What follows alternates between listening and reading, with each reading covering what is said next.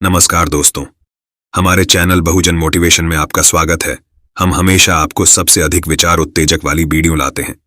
हम आपको आज की वीडियो में कर्पूरी ठाकुर जी के जीवन परिचय और महत्वपूर्ण योगदान के बारे में बताएंगे। तो वीडियो देखने के लिए तैयार हो जाओ और उस सब्सक्राइब बटन को हिट करना ना भूलें और साधकों और शिक्षार्थियों के लिए हमारे अद्भुत समुदाय में शामिल हों। चलो साथ में शुरू करते हैं। कर्पूरी ठाकुर का जन्म बिहार के समस्तीपुर जिले के पिताजिया गांव के गोकुल ठाकुर के घर नाई जाति में हुआ था। अब उस गांव का नाम कर्पूरी है। वे एक छात्र के रूप में वे राष्ट्रवादी विचारों से प्रभावित हुए और ऑल इंडिया स्टूडेंट्स फेडरेशन में शामिल हो गए।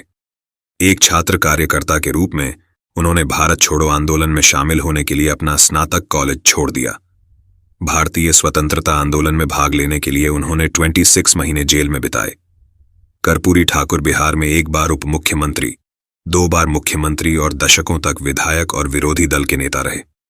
1952 की पहली विधानसभा में चुनाव जीतने के बाद वे बिहार विधानसभा का चुनाव कभी नहीं हारे।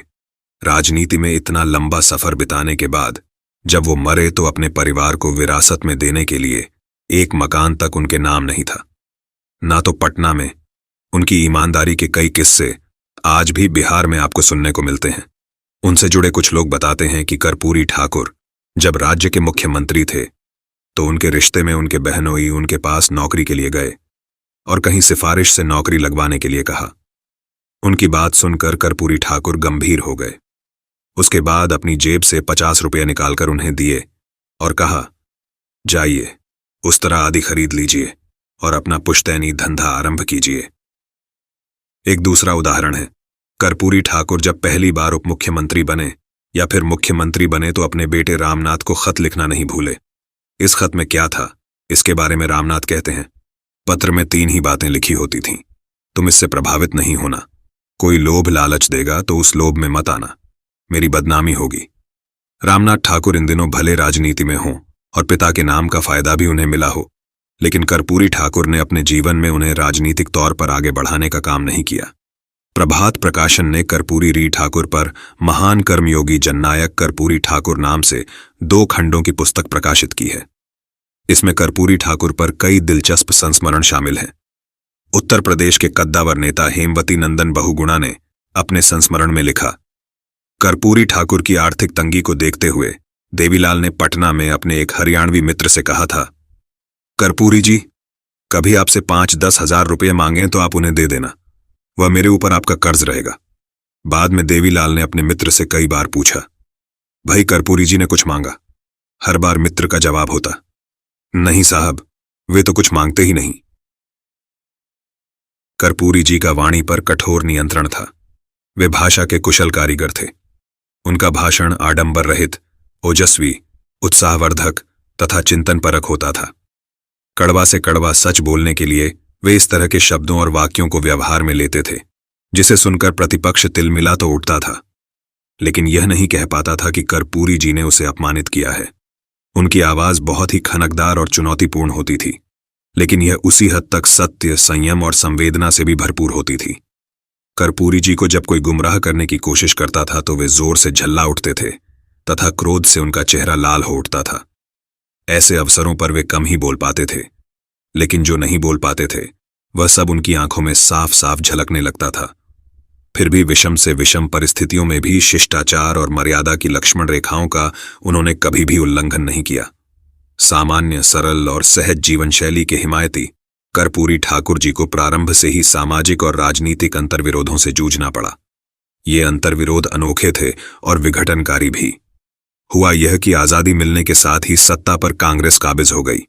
बिहार में कांग्रेस पर ऊंची जातियों का कब्जा था। ये ऊंची जातियां सत्ता का अधिक से अधिक स्वाद चखने के लिए आपस में लड़ने लगीं। पार्टी के बजाय इन जातियों के नाम पर वोट बैंक बनने लगे। सन 1952 के प्रथम आम चुनाव के बाद कांग्रेस के भीतर की कुछ संख्या बहुल पिछड़ी जातियों ने भी अलग से एक गुट बना डाला, जिसका नाम रखा गया त्रिवेणी संघ। अब यह संघ भी उस महानाटक में सम्मिलित हो गया। शीघ्र ही इसके बुरे नतीजे सामने आने लगे।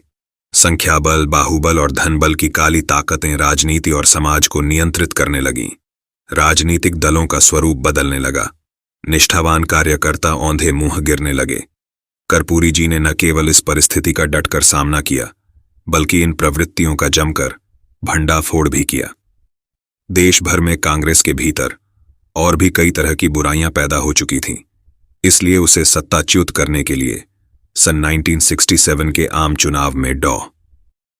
राम मनोहर लोहिया के नेतृत्व में गैर कांग्रेसवाद का नारा दिया गया। कांग्रेस पराजित हुई और बिहार में पहली बार गैर कांग्रेसी सरकार बनी। सत्ता में आम लोगों और पिछड़ों की भागीदारी बढ़ी। कर्पूरी जी उस सरकार में उप मुख्यमंत्री बने। उनका कद ऊंचा हो गया। उसे तब और ऊंचाई मिली जब वे 1977 में जनता पार्टी की विजय के बाद बिहार के मुख्यमंत्री बने। हुआ यह था कि 1977 के चुनाव में पहली बार राजनीतिक सत्ता पर पिछड़ा वर्ग को निर्णायक बढ़त हासिल हुई थी, मगर प्रशासन तंत्र पर उनका नियंत्रण नहीं था।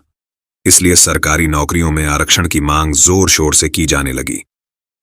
कर्पूरी जी ने मुख्यमंत्री की हैसियत से उक्त मांग को संविधान सम्मत मानकर एक फॉर्मूला निर्धारित किया और काफी विचार विमर्श के बाद उसे लागू भी कर दिया। इस पर पक्ष और विपक्ष में थोड़ा बहुत हो हल्ला भी हुआ। अलग अलग समूहों ने एक दूसरे पर जातिवादी होने के आरोप भी लगाए, मगर कर्पूरी जी का व्यक्तित्व निरापद रहा। उनका कद और भी ऊंचा हो गया।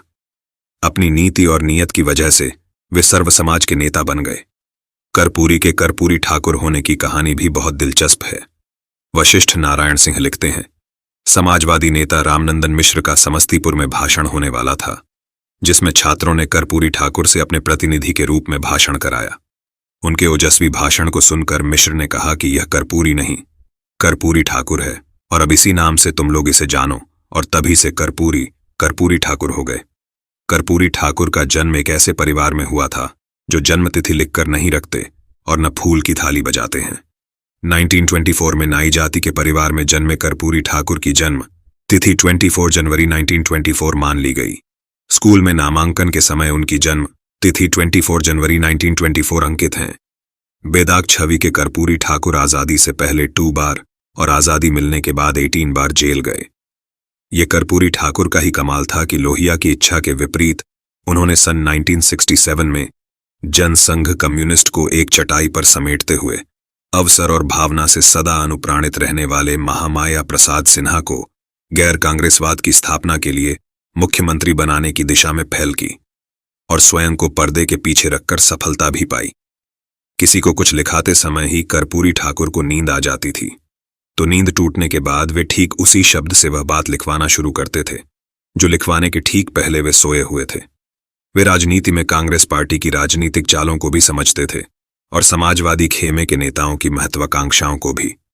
वे सरकार बनाने के लिए लचीला रुख अपनाकर किसी भी दल से गठबंधन कर सरकार बना लेते थे, लेकिन अगर मन मुताबिक काम नहीं हुआ तो गठबंधन तोड़कर निकल भी जाते थे। यही वजह है कि उनके दोस्त और दुश्मन दोनों को ही उनके राजनीतिक फैसलों के बारे में अनिश्चितता बनी रहती थी। कर्पूरी ठाकुर का निधन 64 साल की उम्र में 17 फरवरी 1988 को दिल का दौरा पड़ने से हुआ था। कर्पूरी ठाकुर की यह वीडियो आपको कैसी लगी कमेंट करके जरूर बताएं, और वीडियो अच्छी लगी तो सब्सक्राइब करना ना भूलें। जय भीम, जय संविधान।